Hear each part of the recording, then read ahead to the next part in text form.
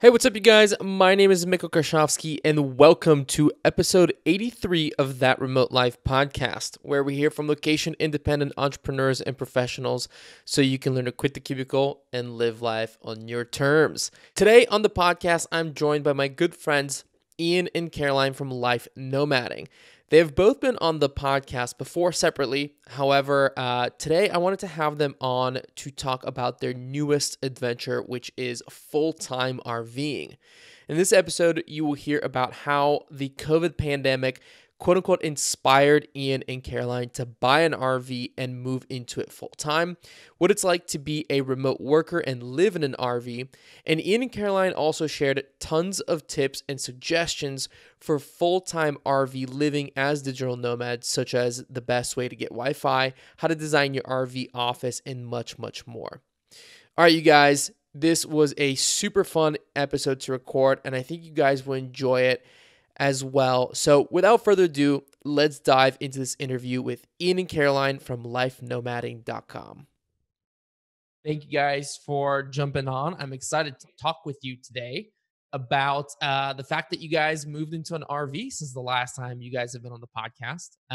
So super excited to jump into that. Obviously, I know the story, but people listening do not. So let's dive in with where this all started. So what made you guys want to, because essentially we're all kind of traveling as digital nomads, not together all the time, but you guys were doing the same thing Sarah and I were doing. But now you guys are in an RV. So what triggered you guys to get an RV in the first place? Well, long time ago in March of 2020, our roommates on the road crew, meaning us and Mitko and Sarah, were in Iceland. That's kind of where this journey begins. We were hosting a life nomading trip.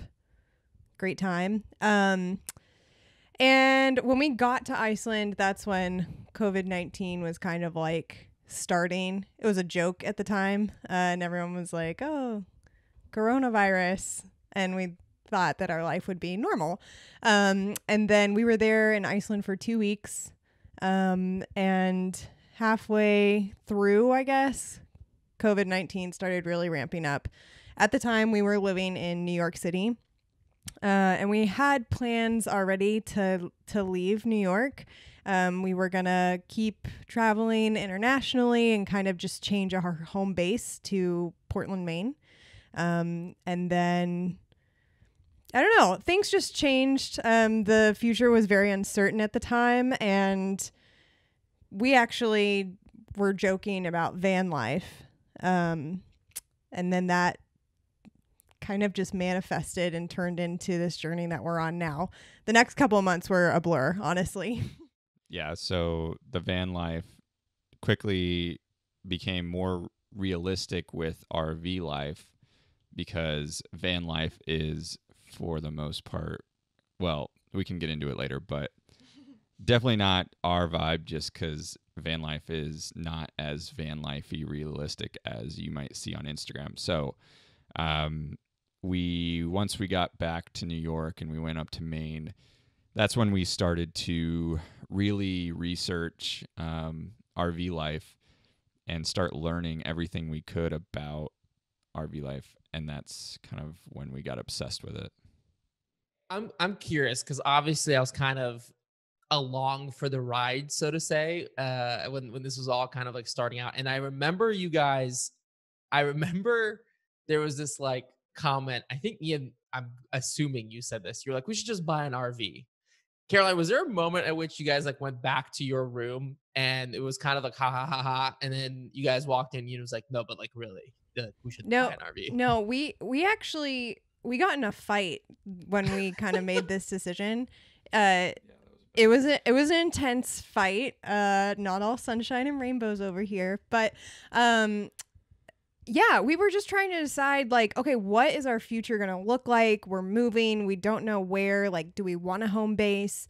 We still want to travel internationally. And that was kind of the goal of all of this, is how can we have our cake and eat it too? We don't want to sign a lease and then have to find subleasers, because anywhere outside of New York City, that's fairly hard to do. And I think one of the benefits of First of all, by the way, Caroline was probably more excited about RV life than I was. I mean, we were both excited, but she, unlike a lot of my crazy ideas, she was a driving force behind keeping it. Whenever we have an idea, the biggest thing is just to keep it afloat until we get there, or else we can let it die out and then move on to another idea. You were way more keeper of afloatness for this idea than other ideas that we've had. But yeah, Ian has plenty of crazy ideas in life. I am aware. The skeptic. Yeah, I'm the skeptic, and if I don't shoot it down within like the first couple of days of him like being obsessed with it, then that's a great sign. And I have always, I mean, we know a lot of people that live full-time in RVs. My cousin is a full-time RVer. My parents are very supportive of it. They like love this lifestyle. So it made sense for us to be able to travel and experience things in the US, even with COVID-19 going on. But also we can park this and keep traveling internationally. And another thing to mention about the whole COVID era or time frame, I mean, we're still in it, but when it was at its peak and we were making this decision, was I think a dynamic shift happened in the way we view our lifestyle during that time. I think we realized that like being a nomad and how we experience life and where we go and what we see and what we do doesn't always have to fit in this kind of almost box that we put ourselves in of like international travel, or always having to see a new country or like experience a certain culture or something like that. I think we're getting used to the fact that travel can mean a lot of different things. Mm-hmm. Yeah, and I mean, like Sarah and I did the same thing. Like when COVID kind of happened, like we also didn't have a home base, and we were like, okay, like what do we do? Do we roll the dice and get an Airbnb for a couple of months? Like, do we sign a lease? And obviously we decided to sign a lease for a year, just because I was like, odds are for the next year this is like the best idea. But it definitely shifted even for us. Like, we had always discussed the fact that we need a home base, and this like concept of having home bases in other places, which you guys are kind of doing with like the one home base that you can put in different places. But even for us, like this sort of experience was like, no, like we need that like sooner than we thought, sort of thing. So that definitely shifted like our perspective as well. So when you got back to the US, I remember that was a very fun journey for all of us, getting from Iceland back to the US. But when you did that, you guys went to Portland, Maine. And then what was what was it like getting like the RV? Like, what was the research process like? What were the things that you guys looked for? Because for you guys, getting an RV is much more different than like a retired couple getting an RV, because you guys need to work out of it and that sort of thing. So what was that kind of process for, and what were you looking for in an RV? So we had this idea to get an RV before we went to Portland, like on our way back from Iceland, right? So we had found a renovated travel trailer on our way from New York to Portland. We were so excited about it. I think it was it 16 grand or something, or 18 grand? Anyway, it was renovated by a lady. We were so excited we were going to look at it. So we went and looked at it, and we almost pulled the trigger on it. And we knew nothing about RVs and what to look for and what we wanted out of an RV. And looking back on it, we really dodged a bullet. But I say that because when we moved to Portland for a few months, every night we were watching YouTube video after YouTube video after YouTube video looking. Great thing about quarantine is you can't leave. So we had this like one obsession, and we would work during the day, we would make dinner, and then we would plop down on the couch and watch every single YouTube video. I kid you not. Yeah. We've watched every single, up until this phase where everyone's uploading videos, but we watched every video out there. And we watched so many like of those boring RV tours to find what layouts we liked. Oh, every dealership that makes videos about different layouts, we knew them inside and out. We could tell you like which model number was which layout, things like that. All the codes, we knew everything. So like we we didn't realize it, but we were becoming like experts in travel trailer models very quickly. And so when it came down to deciding, we knew we wanted, we kind of just let it hit us. I mean, we were on Facebook Marketplace, which is ultimately where we found Rhubarb, the travel trailer that we have. But we also went to dealers during COVID. It was kind of a gray area where, like, you know, we had to find something because if we didn't, we wouldn't have a place after our short-term stay in Maine. So we thought we found one at a dealership, and then we learned another thing, which is how much you can tow, because we bought a truck too during all of this. So Minor detail. We were in we had to figure out something that weighed light enough for my F-150 and also had enough capacity for us to work, live, and be okay out of. So you bought the truck before knowing the specifications of your travel trailer. Yeah, and I think I would maybe do it differently now, but at the time, I mean, we needed a mode of transportation. Yeah, we were tightly strapped. After living in New York, we didn't have a car. So when we moved, we were just kind of stuck. We couldn't go to the grocery store, you know? So we kind of hustled through finding a truck, knowing that we would eventually get an RV. We didn't know the timeline though. But it worked out. F-150s can pull a lot of different options. So kind of. Yeah, a good amount. Enough. So you would say in retrospect, like Ian, you and I have talked about this like since, but what you would suggest people do is to get for example, like an F-250 that can tow more, just so that you have more options in like what you get as a travel trailer. Yeah, I mean, like, I think an F-250, especially for a couple, I mean, it depends what you're going to live out of, but if you're going travel trailer or fifth wheel, I mean, an F-250 is a good bet because you can always have more capacity. You don't want to be underpowered, and we're not. Just to be clear, we're not underpowered, but an F-150 really shortens the amount of travel trailers that you can get. So just be wary of that. But you can do it easily if you want to. So I feel like this is a good time to actually talk about this because there's a whole bunch of different options of what you can actually get, right? Like you just mentioned travel trailer, there's fifth wheels, there's like actual RVs, which are all like one vehicle. And so why did you guys decide to pick what you picked instead of like any one of those other options? We didn't want to go too big.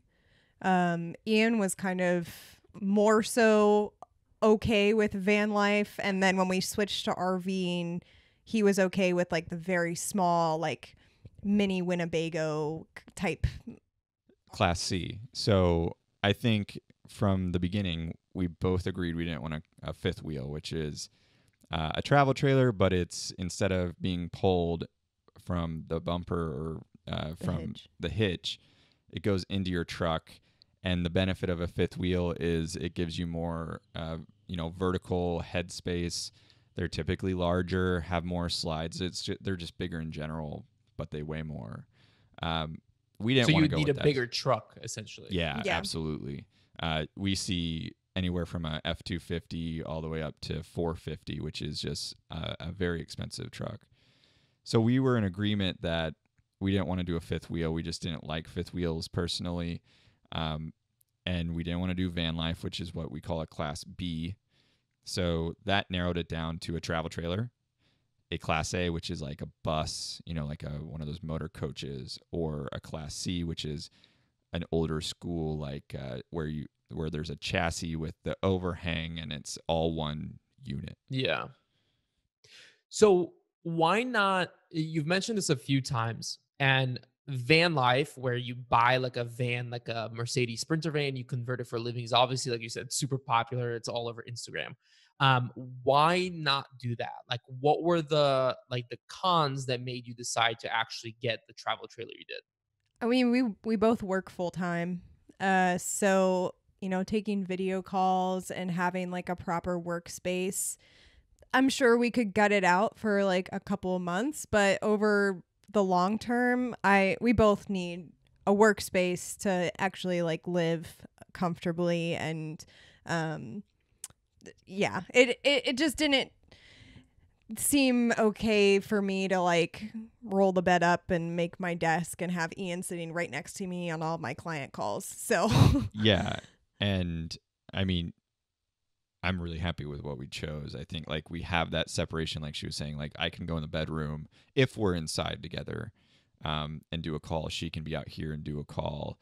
We have space to breathe. Also, from a technical standpoint, restroom, right, and shower, from a capacity to hold water and function and things like that, you have your window of opportunity is much greater because we can hold more water and sewage and such. So it's just but there's a con. I mean, we have 32 feet plus our truck.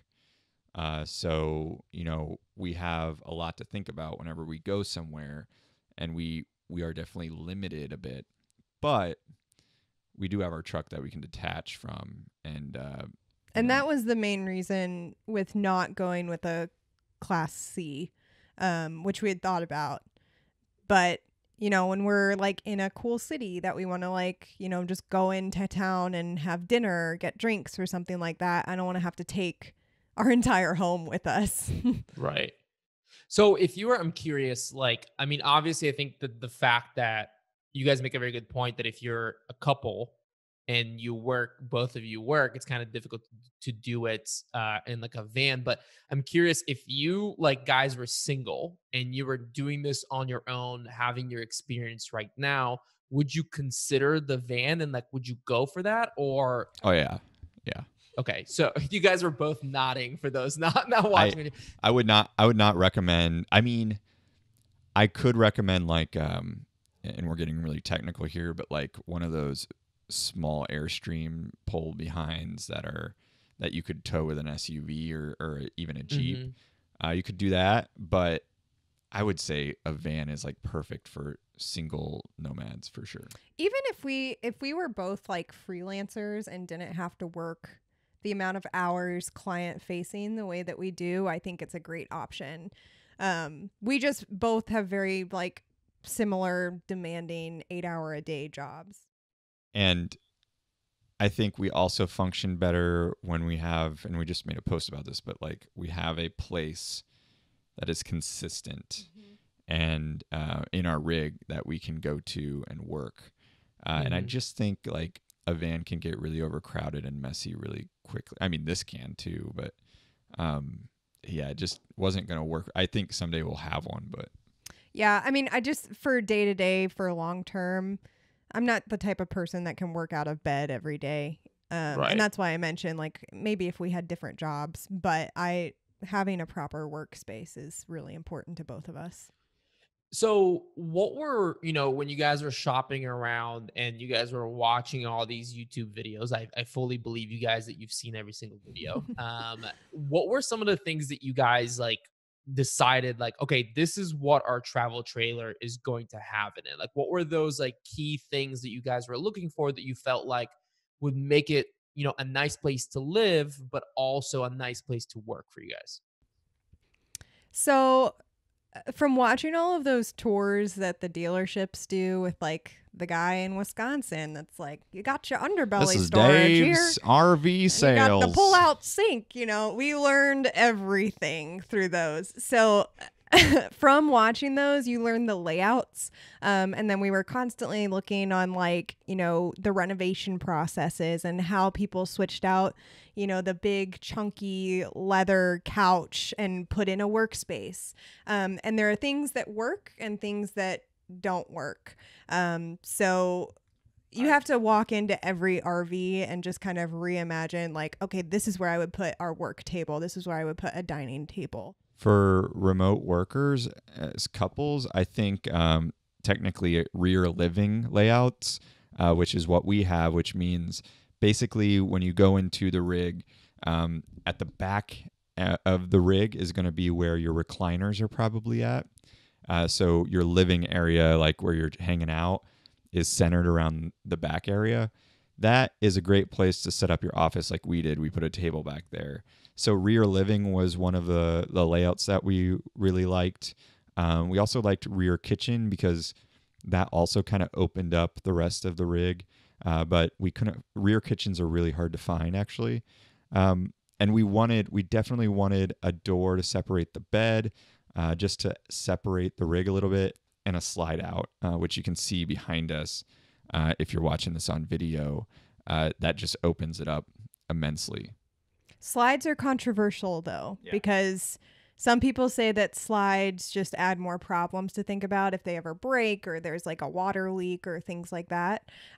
So we kind of negotiated with each other and said one slide was okay. And they add weight, so we could only really do one slide. Yeah, I've been in one of those fifth wheels.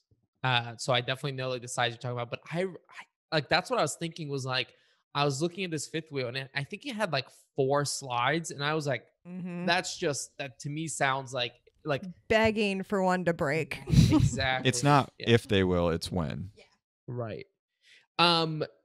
So when you were getting the RV, I'm curious, RV, can I still call it an RV or do I have to say travel trailer? Okay. RV or rig. Okay. So or rhubarb, lovingly. I'm sorry, rhubarb. I apologize. So obviously, you know, I'm assuming you guys didn't just drop cash for this. What was the process of actually like can you like is this something that you can get like a loan for? Like what does that look like? Because I'm guessing that anybody listening isn't going to be able to like, you know, just walk up and pay however much in cash. So first we started with the truck. So it was the first time I've ever purchased a truck on my own. I mean, other than when I had my high school car, which obviously you pay cash for. Right. But it was actually harder for me to get a loan for the truck than it was for you to get an unsecured loan for the RV. So I have great credit. And I think that was because I wasn't technically W-2 at the time, but regardless. So yeah, I just got a standard kind of loan. I threw some money down as much as I could for the truck. And then the rest is just, you know, a pretty standard auto loan. And then you want to talk about how you did the... Yeah. So we purchased rhubarb, direct from the seller. So it wasn't going through a dealership. Now, typically if you're buying from a dealership, it's very similar to buying a car through a dealership. So they can offer you financing options. But this might be a tangent, but don't buy from a dealership and don't buy new, in our opinion. But anyway. Yeah. Yes. All of those things. Snaps for that. Yeah, so we bought from a seller. We got really lucky with them. They were the nicest couple in Maine. They had only moved the RV like twice, slept in it twice. So it still smelled new, like everything was just pristine. So she had a loan because they bought it through the dealership. So basically they just switched the title over and I was basically paying her loan off. With your loan though. Yeah, I got a loan to pay off that credit union and now I am paying off my loan. And it's unsecured. So, you went through your bank. Which it didn't have to be. It didn't have to be, but I'm going to pretend like I know what that means. So basically, if it's a secured loan, then the bank owns the RV. Got it. Until it's paid off. And so they use that as collateral, but you can do unsecured, which basically, I don't know what happens if I default on my loan then. They just hunt me down. So yeah, I mean, we definitely didn't pay cash, either of us. So kind of our rent payment is a combination of obviously what we pay at a campground and what we're paying on our separate loans for the rig. So, I mean, was it generally speaking, like, was it a pretty simple process? Like, was it easy or was it something that you guys were just like, it was like a pain in the ass to do? Super easy. I think the hardest part was just the fact that it was COVID and things were a little harder to do just because people weren't working. The worst part was registering the vehicles to get license plates, but that's because we couldn't go to a courthouse. So. Right. Yeah.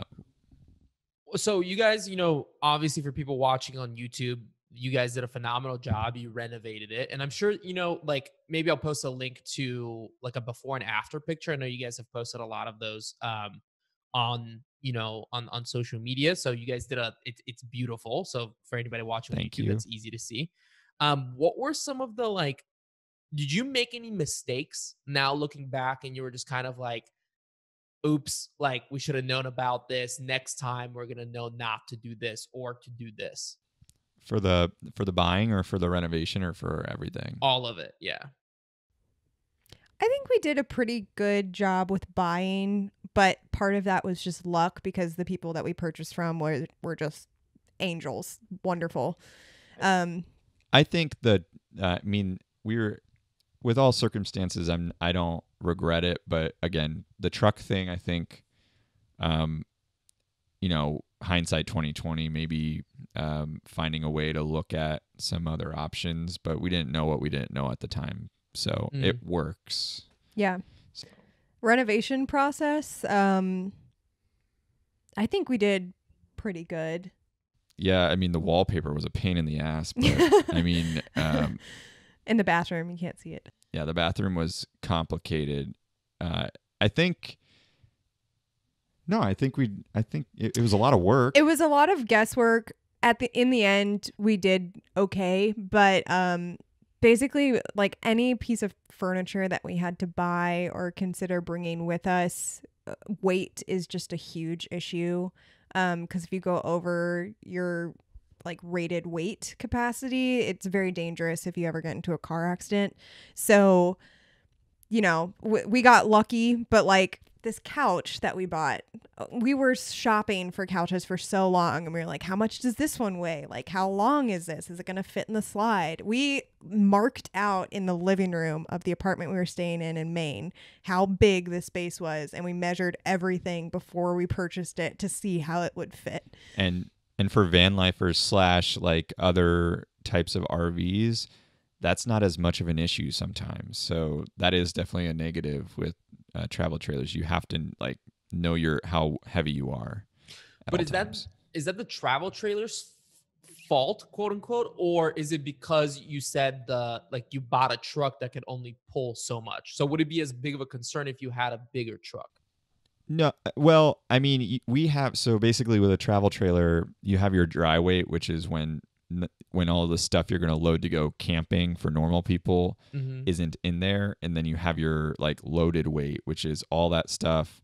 I think it includes water as well in there. So no matter what truck you have, you can't exceed that gross weight for the axles of the travel trailer. So for us, we're maxed out regardless at 7,400 pounds, I think. So that was definitely a number on our brain, but we wanted to be way less than that because the lighter you are, the better it's going to tow. So right. What are, I've never owned an RV or anything like that, but growing up, my dad worked on a lot of like sailboats. And like one of the things that he always told me was like, it's really great to not own one, but to have your friends own one because you don't get any of the additional costs because you spend X amount of money on the boat. And then there's this other cost that you don't see coming up, kind of behind it. What are some of the additional costs that you guys have found that kind of come down the line, like now that you guys have, the travel trailer?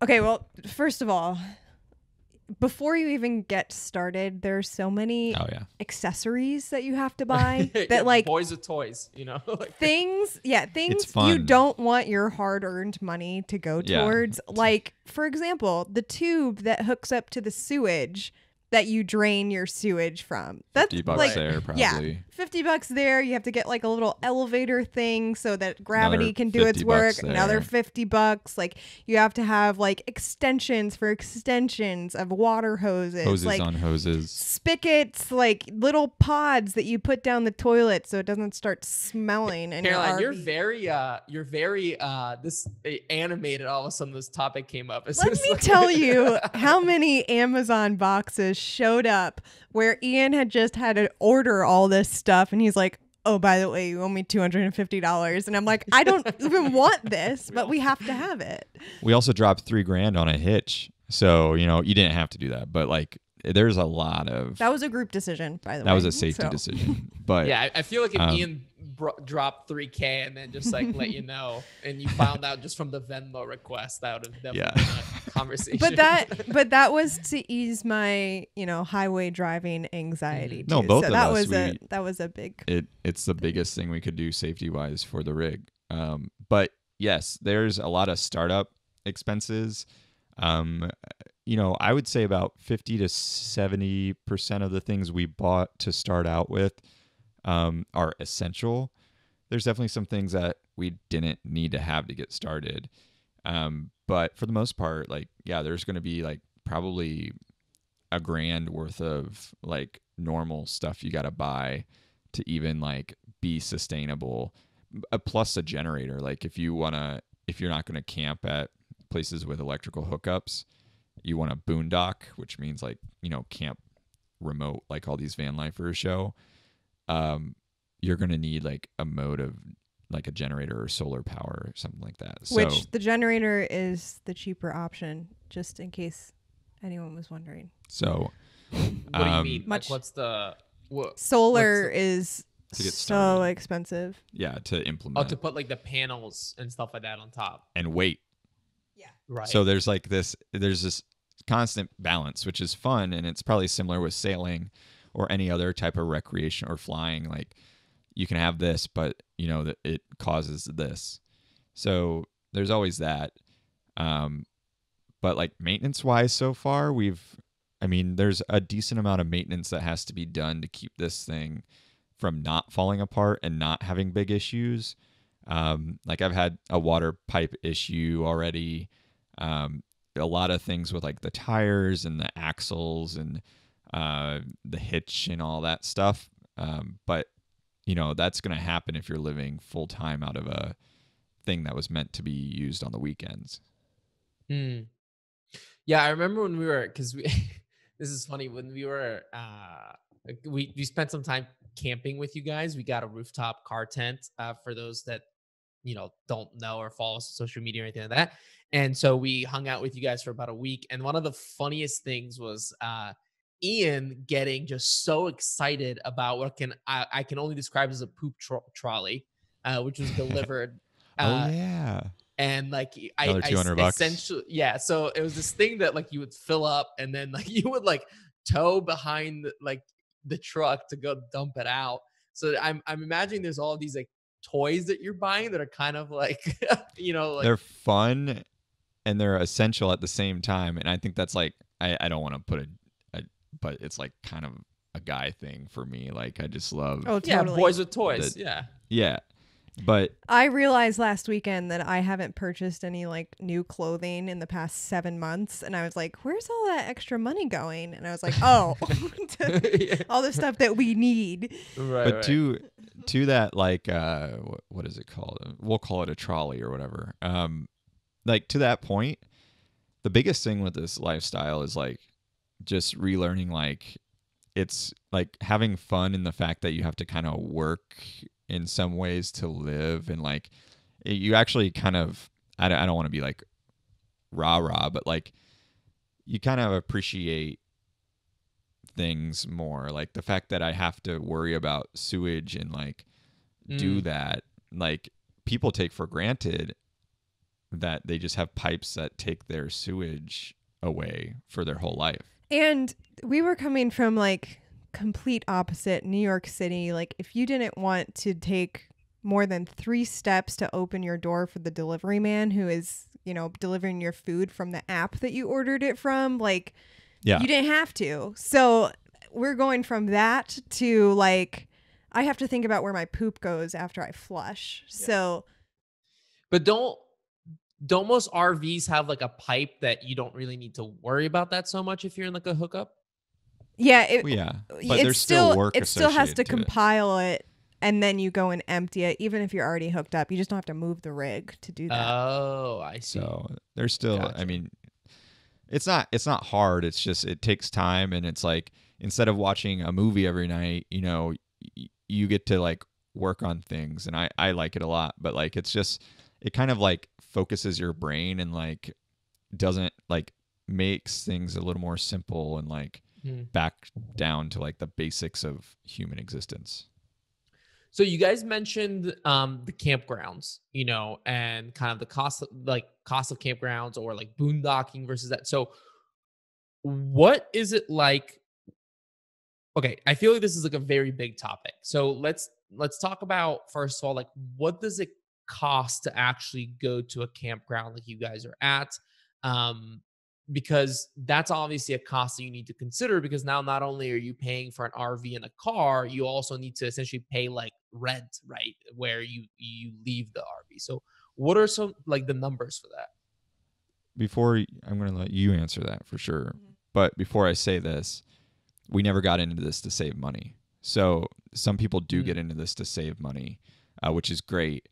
But I just want to put that out there that cost savings was never a thing for us.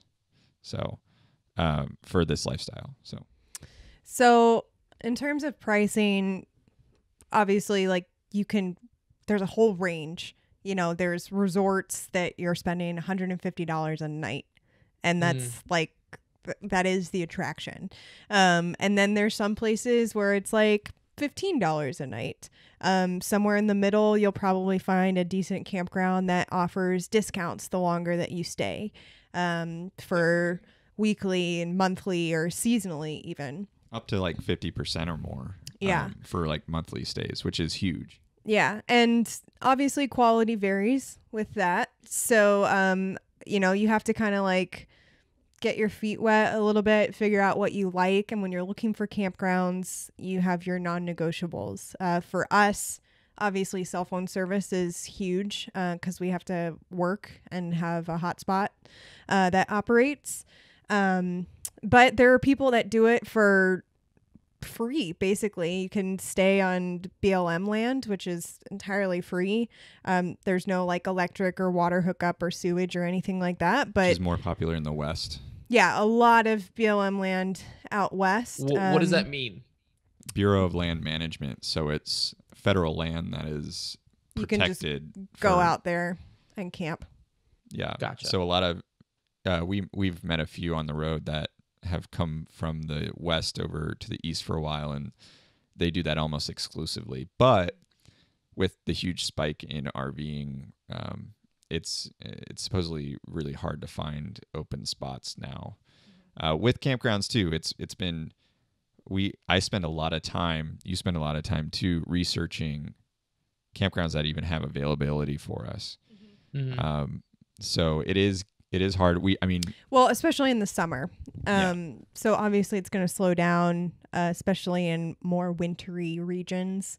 Once we get into colder weather, we are currently, cause we're killing some time in the good old Midwest before a very special wedding coming up. We have fallen in love with a lovely campground in Michigan.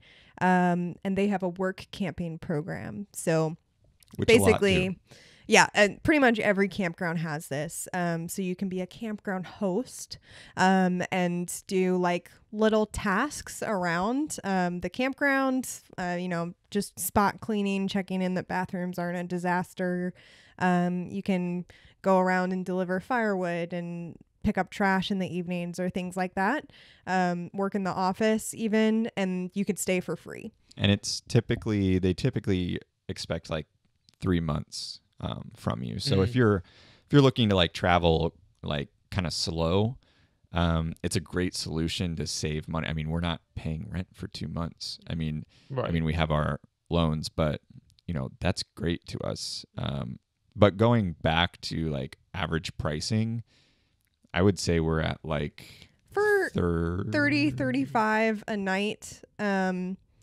And give or take a little bit of that, and that depends on how long you're staying. That's the range where our creature comforts are aligned with what we're looking for. We typically try to at least get we always have electric.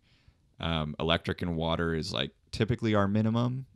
And we hadn't had full hookups, which means water, electric, and a sewage hookup until we work camped here. So we typically just will drain our sewage, every few days by either hooking up or now hooking up to the poop trolley, so that we can stay for cheaper, because full hookups are always way more than water and electric. So, water and electric might be 30, full hookup could be 48, 45. Yeah. But this is all, we found our sweet spot because we know that, normally when we're traveling over the weekend, we'll stay at what is a Harvest Host, which is a cool little thing, a membership that has like wineries and breweries and local farms, and you can stay there overnight for free as long as you go in and support that local business. So that saves us on a weekly basis at least one night of stay on our travel days. Yeah, over time definitely adds up. And then we'll probably go splurge a little bit and go over our nightly average for nicer places, and then we'll get discounts if we're staying for a longer time. And how are you finding these campgrounds? Like, is there like a website or an app where you can see like the prices and like, because you mentioned that one of the important things, and we're going to talk about this more, is like, making sure that you have cell service so that you can work. But is there some place where you can like check that? Because I can imagine the worst thing is for you to get there and be like, oh shit, we don't have cell service here. Yeah. We mainly use an app called Campendium, which I'm sure you'll link in the show notes, but it's a great app. It shows all the major cell phone providers, and whenever someone leaves a review on Campendium, they'll say how many bars they had for their given service. So that's really great. And also, it's just an RV community, so you get what's important in the reviews versus like a Google review that would probably be like just a weekend camper that's probably disgruntled. So Campendium's like definitely probably the best app out there. There's a few others that we've tried, but that seems to work for us so far. And they do everything, not just cell service. Like they'll also like, you can find like where the different campgrounds are and stuff like that. Yeah. Yeah. You can search within a region. So like we're eventually making our way down to Tennessee because we're going to be in that area. So you can search, Red River Gorge and see all of the RV parks that are there. I haven't even told you, but I bought the upgraded premium account for Campendium so that I can just she'll Venmo you later. Yeah. But in my search, I can say, okay, for this week that we're going to be there, I want full hookups. I want this price range, and I want, 4 bars of AT&T, and it will only pull that up. Nice. Yeah. So you mentioned, Ian, you mentioned that there's, like you just kind of like mentioned in passing, there's been a spike in RV sales. Tell me a little bit about that. Why is that happening? Is it because of COVID? Like, how is it what's going on with that? Yeah, it has a lot to do with COVID. So I believe I read a stat the other day, 2018 was the most RV sales up until that graph or that data. But the huge spike is happening right now because of COVID, just due to the fact that a lot of families more so find that camping is affordable, more affordable than other type of travel solutions and vacations, and B, social distanced as best as possible. So you can be self-contained. You have your own little plot, whether it's close to another person or not, but it is your own little area to hang out. It's outdoors. You're not having to worry about, who cleaned the hotel room that you're staying in, who cleaned the Airbnb. And I mean, I think there is a huge part of that, and I can't wait to see what the data is on it, but full-timers, people shifting to this lifestyle. So, as of like 2018, I believe there was over 1 million full-time RVers in the U.S., and I can only imagine that in the past 2 years, that has probably skyrocketed because every single day we learn of a new friend or every single week at least, we learn of a new friend that has chosen to do this. And everyone we talk to at the campground who's like a new RVer, they're like, this is the last RV that the RV dealership had on the lot. Yeah. So are the prices going up of RVs and stuff like that? Yeah. Same with vans. I mean, Heath, which is a mutual friend of all of us, also just purchased a a van, and he was talking about how prices are just going through the roof, and he was barely able to get this one. He had messaged, I think, a few others, and a day after they go on Facebook Marketplace, they're gone. Wow. Yeah, Heath was on the podcast as well. He's like episode 3, I want to say, or something like that. So it's been a while back, but so if anybody wants to go listen to it. Okay, I've been saving this topic because I know Ian's already a nerd about this topic. So let's talk about Wi-Fi and how you guys actually work online from the RV. Okay, how are you doing it? Is it like cell service? Like what exactly does that look like? It's magic so far. And I need to caveat this by we don't have it all figured out yet. But first of all, I would never rely on Campground Wi-Fi. So we've had one instance where, well, actually two. I mean, we've had a couple that have been okay, but never rely on it. Two, we use a hotspot. So basically, my biggest stressor when we were trying to figure this out was how are we going to have data, have a connection, because we're in the middle of Michigan, and our phones don't work, and we have Google Fi, but we do have a hotspot through a third party called Unlimitedville, which basically resells hotspots for the 4 main providers, being AT&T, Verizon, T-Mobile, and Sprint. And so they call it the Blue plan that we purchased. We pay a monthly fee, and they sent us a hotspot that we use to connect. And we have 4 or 5 bars here where we don't have any cell phone service on our Google Fi plan. So it's worked really, really well. The internet has kept up with all of our video chats every day, and it is truly unlimited. And that's kind of the biggest caveat here is no cell phone provider right now offers truly unlimited. Everyone offers unlimited, but you need to read the fine print. After 20 gigs, they slow down your internet to something that is unfeasible to work off of. So it was a challenge finding something that we trusted to give it a shot, and this is what we got.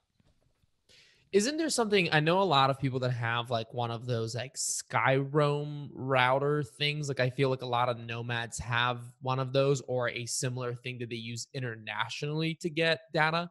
Is that something that you guys looked into, or is it just like not reliable or not unlimited, or like what's the deal with that? I'm not familiar with Skyroam that much, so I'm not sure. I think a cell booster. Okay. Right? Yeah, I don't think so. I don't know. Okay. But I just, because I know the reason I ask is if somebody's listening who maybe has one of those and has been using it for like international stuff, like, is that something that can come back in? But do your own research, essentially. Yeah. And the biggest thing was I didn't know if I was being dramatic and needing unlimited Wi-Fi for a month. We had no clue how much data we use on a daily basis. Now I know we use like 10 to 15 gigs a day. So how do you not know that? Hold on. We share a family plan with Google Fi, and I can tell you, I remember watching it, and Ian's was like, I would use like 2 gigabytes in a month, and Ian was going through like 30. Well, for work. That's different because we're not hotspotting off of that. Yeah, if we were working off of that would have maybe, but. So we use collectively like 10 to 15 gigs. So if you're out there listening and you are responsible to be on multiple Hangouts a day, doing multiple calls, if you're uploading anything significant, obviously, like you're going to be using a good amount of data. So you're going to need unlimited because 30 gigs a month is going to get you nowhere unless you work for yourself and you're dealing in Excel sheets all day, and that's it. So, there's a few providers. Unlimitedville is what we chose. It has worked great for us. But the moment AT&T we're in a bad area for AT&T, honestly, right now we're kind of screwed. So a lot of RVers use multiples. So we pay $200 a month for this. We even entertain getting the Verizon option as well as a backup. Which would be just so that you more. have, like, if the AT&T doesn't work, you have the Verizon one or vice versa. Yeah. But I mean, we do a significant amount of research before we go anywhere to make sure that what we have will work. Yeah. Gotcha. Yeah, that's not cheap. Like $200 a month is No. And for that's, sure.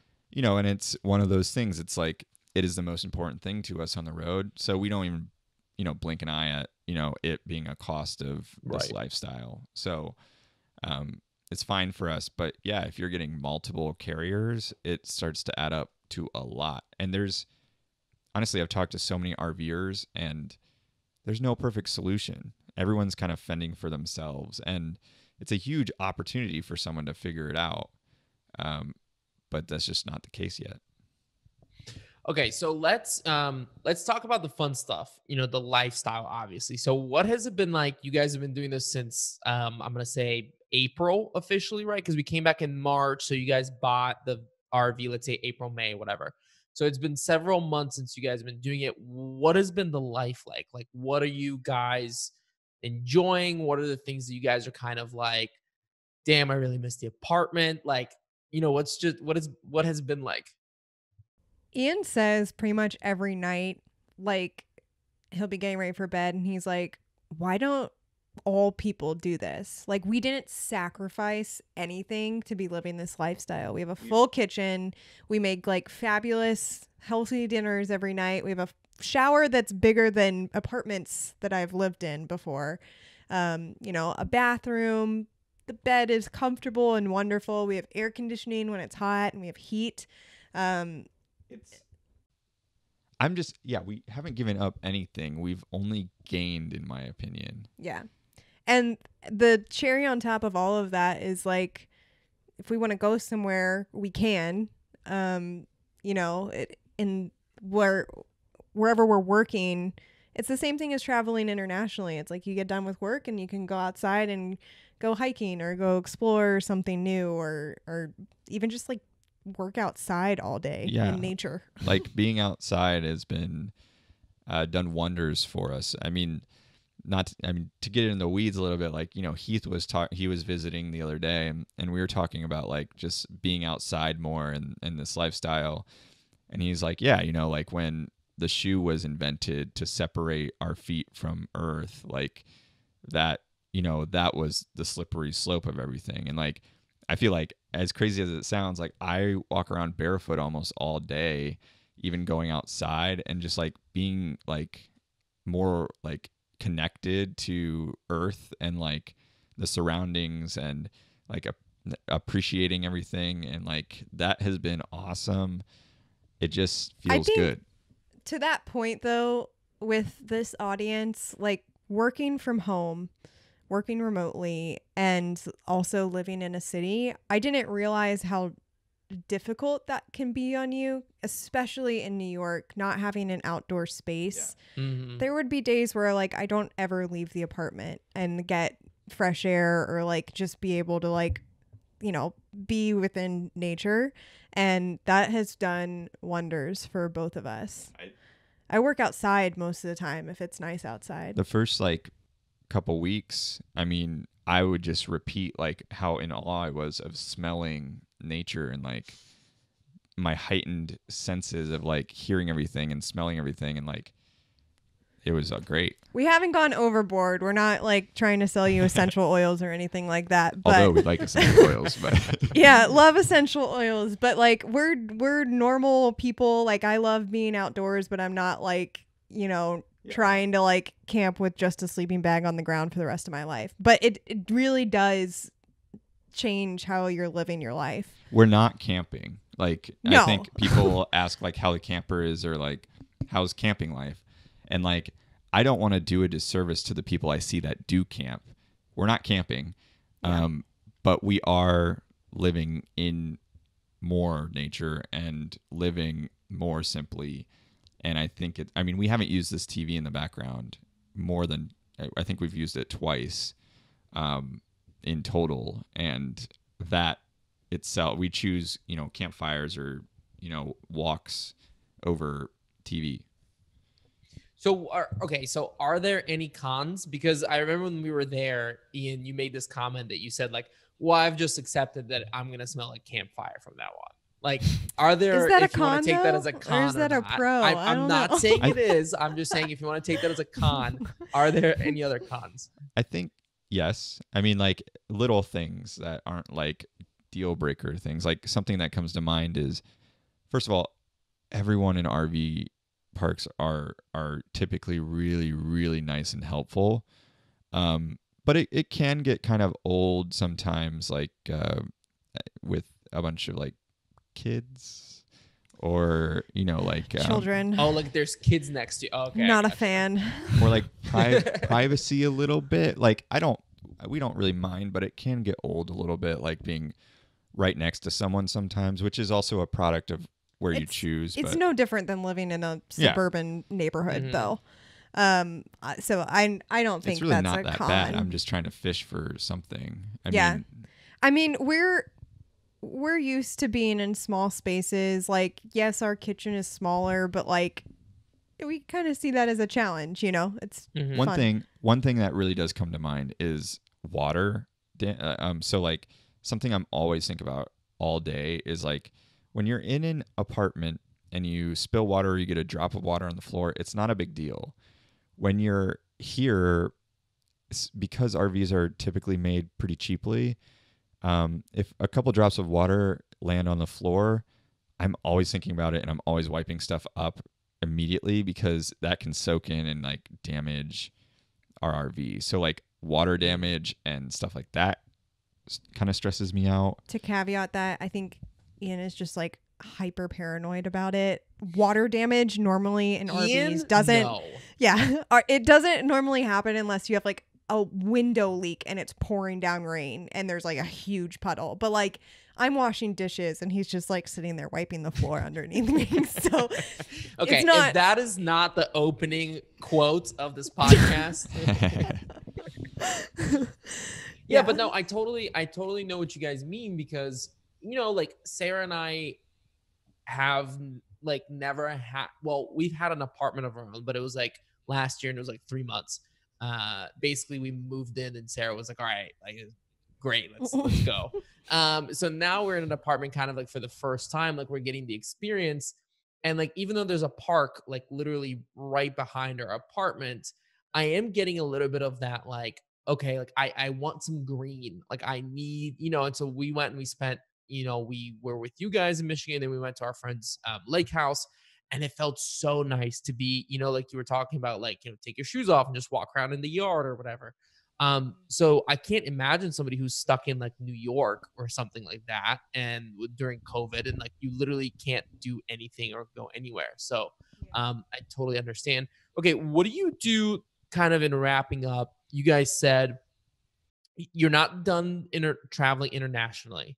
If anybody who's listening who is a digital nomad normally traveling most of the time decides to have a home base, it's an RV, what do you do when you leave? Like what happens with the RV? Have you guys thought about that? What are some of the solutions available for that?